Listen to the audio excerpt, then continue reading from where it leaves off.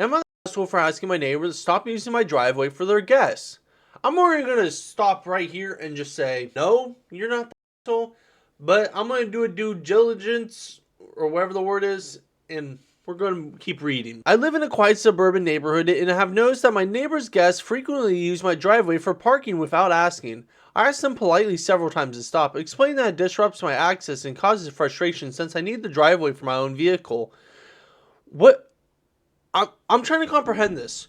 Who just thinks it's okay to park in someone else's driveway? Like, it's not your driveway. I'm just trying to comprehend, like, who's like, I need to park somewhere, so let's park in someone else's spot. Like, because I've noticed in like apartment complexes people do this a lot. I've never understood the logic behind it, because you can get your car towed if you park in someone else's parking spot. And like, obviously it's very difficult to get that done in some parts of the country and stuff, in some places. But like, why risk it? Because this guy could technically get their car towed if it's in his driveway. But like, why risking your car towed? Despite my request, their guests continue to park there. I'm considering putting a no parking sign to address the issue, but I am concerned it might escalate tensions. My neighbor is now angry and claims I'm being unreasonable, saying it is only occasional and doesn't really inconvenience me. Am I an asshole for insisting they find alternative parking?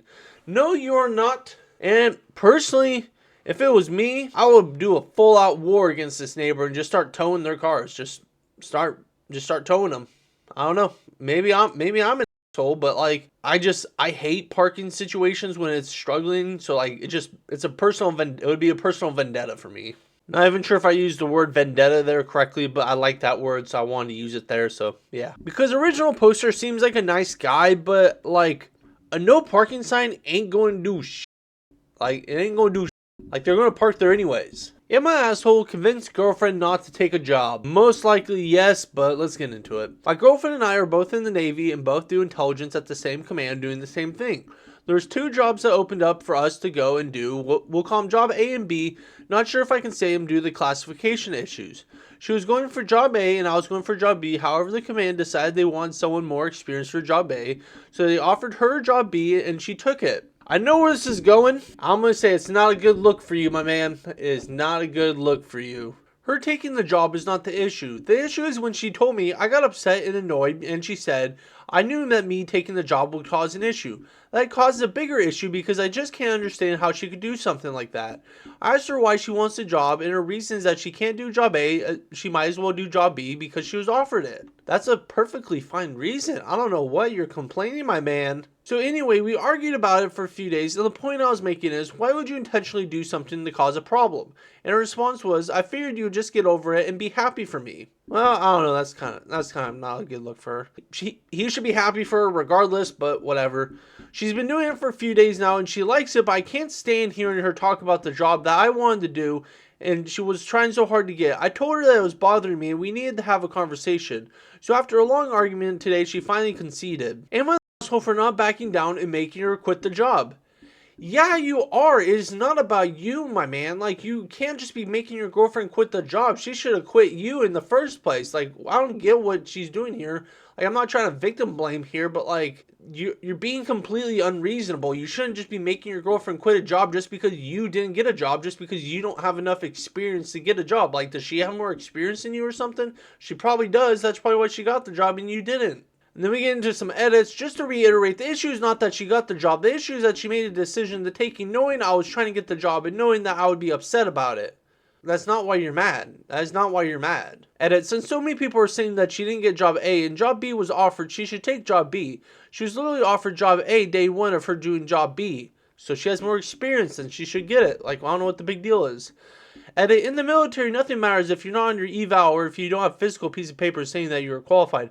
On paper, I am better than her. I have no experience with the military, so I'm not going to comment on that. I don't know if that's true or not.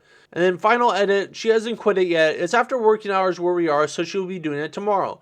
However, after reading all the comments, I've gotten some new perspectives. I just woke her up and apologized and expressed that I was upset and that I was looking for someone to blame, and then since she knew I would be upset about it, I would have appreciated her talking to me before accepting it instead of just telling me to get and deal with it. She's not mad or holding a grudge. She said she understands, but the last 2.5 years have been tough for me and understands why I got so worked up about it. Then he goes into some excuses. Thank you all for your help and guiding me to do the correct thing. See, more people should post to Reddit. Problems get solved on Reddit, or you just get harassed on Reddit. One of the two.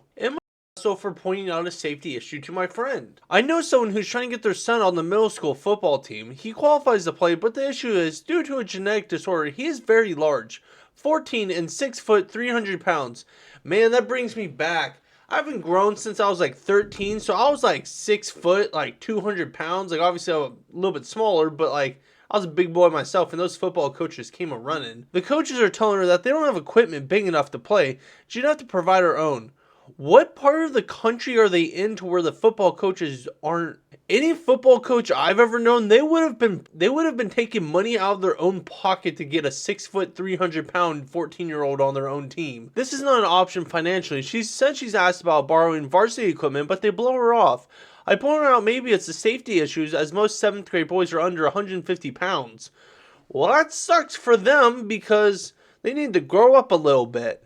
Meaning half his size. Perhaps the coaches don't want to tell her, so they made it about equipment. She said he's passionate about football, would never hurt another kid, and would protect his teammates at all costs. I said, yeah, maybe against other 7th graders. It's a full contact sport after all. My husband said it was a little bitchy to point it out, but I thought I was just pointing out the obvious, to be honest. Am I an asshole? No, you are not, because I know where this is coming from. Parents are just so incredibly annoying when it comes to having a big kid, because like I said, I grew very early in life, and even in baseball, opposing parents just get really judgmental and think you're going to like hurt their kids in some way, shape, or form. They think you're older, they think you have some kind of athletic advantage, they think you're just so much better, and like they get kind of jealous.